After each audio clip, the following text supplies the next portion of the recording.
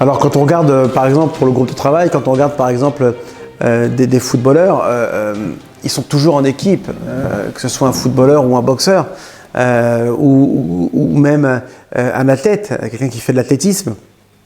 Ils ont forcément des groupes autour d'eux qui travaillent, ils ont des coachs, ils ont des médecins, ils ont des psys, ils ont des personnes qui autour d'eux leur apportent en fait ce qu'ils ont besoin. Alors la victoire elle leur revient, mais en réalité la victoire c'est une victoire de groupe.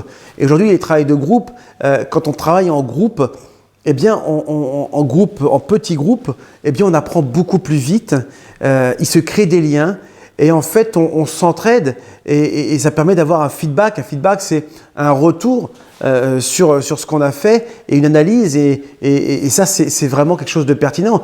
Les groupes de travail, c'est vraiment très, très important. À partir du moment où on travaille seul, on a forcément beaucoup de difficultés à grandir et les gens, en général, ne travaillent pas seuls, même s'ils le pensent fortement, même s'ils le croient. On dit qu'il vaut mieux être seul que mal accompagné. C'est la chose la plus conne que j'ai jamais entendue.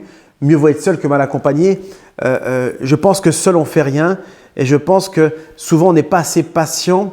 On n'est pas assez patient parce qu'on souhaiterait que les gens avancent beaucoup plus vite et grandissent beaucoup plus vite. Il faut laisser le temps au temps, il faut être patient.